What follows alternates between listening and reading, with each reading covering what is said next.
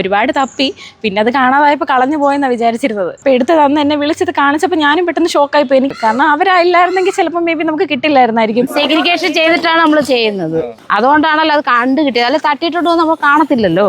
ഗായത്രി, എന്താണ് കയ്യില് 2 പവന്റെ മാലയാണ്. എന്താണ് ഈ മാലയുടെ പ്രത്യേകത? മാലയുടെ പ്രത്യേകത എന്ന് പറഞ്ഞാൽ ഇത് 4 മാസത്തോളമായി ഇത് കാണാതെ പോയിട്ട്. അങ്ങനെ അതിപ്പതേ കിട്ടിയിരിക്കുകയാണ്. ഒരുപാട് അന്വേഷിച്ചു. എൻ്റെ വീട് തിരുവല്ലയാണ്. അപ്പം അവിടെ ഇവിടെയായിട്ടാണ് ഞാൻ നിന്നുകൊണ്ടിരുന്നത്. അപ്പം ഇനി അവിടാണോ ഇവിടാണോ എന്താണെന്ന് അറിയില്ലായിരുന്നു. ഒരുപാട് തപ്പി. പിന്നെ അത് കാണാതായപ്പോൾ കളഞ്ഞു പോയെന്നാണ് വിചാരിച്ചിരുന്നത്. ഇത് കിട്ടിയത് മറ്റേ ഹരിതകർമ്മയുടെ ചേച്ചിമാർ ഇവിടെ വന്ന സമയത്ത് പ്ലാസ്റ്റിക് എല്ലാം നമ്മൾ സാധാ കളയാൻ എടുത്ത് വെക്കുന്ന പോലെ തന്നെ എടുത്ത് വെച്ചിട്ടുണ്ടായിരുന്നു. അപ്പം അന്ന് അവരിവിടെ വന്നപ്പം എല്ലാം ഇങ്ങനെ അവർ സെപ്പറേറ്റ് ആക്കി ഇത് കൊണ്ടുപോകുന്നത്. അപ്പം അങ്ങനെ ചെയ്തുകൊണ്ടിരിക്കുന്നതിൻ്റെ ഇടയിൽ അവർ കണ്ടപ്പോൾ നമ്മളെ പെട്ടെന്ന് വിളിച്ചത്. ഇത് സ്വർണ്ണമാണോന്ന് അവർക്കും അറിയില്ലല്ലോ.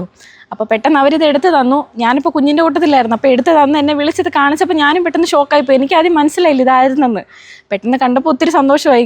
കാണാതെ പോയെന്ന് നമ്മൾ വിചാരിച്ചിരുന്ന മാലയാണ്. 2.5 ലക്ഷം രൂപയോളം വരെയുള്ള മാലയാണ്. തീർച്ചയായിട്ടും. പിന്നെ ഒരുപാട് പിന്നെ ഒത്തിരി നന്ദി പറഞ്ഞു. കാരണം നമ്മൾ കിട്ടുമെന്ന് പോലും വിചാരിച്ചിരുന്നല്ലോ. അങ്ങനെ കളഞ്ഞു പോയിരുന്നതല്ലേ. അപ്പോൾ അവർ കാരണം നമുക്ക് കിട്ടിയപ്പോൾ അത്രത്തോളം അവരോട് അതിനുള്ള ഒരു കടപ്പാടുണ്ട്. പ്ലാസ്റ്റിക് മൊത്തം പറക്കി കഴിഞ്ഞപ്പോഴാണ് ഇതിങ്ങനെ അവിടെ കിടക്കുന്ന കണ്ടത്. അപ്പോഴേ അതെടുത്ത് നമ്മൾ സാറിനെ ഏൽപ്പിക്കുകയും ചെയ്തു. അവർക്ക് സന്തോഷമായി. അവർ തന്നെ എവിടെയാണ് കളഞ്ഞതെന്ന് അവർക്ക് അറിയില്ലല്ലോ. ഞങ്ങൾക്ക് സന്തോഷം.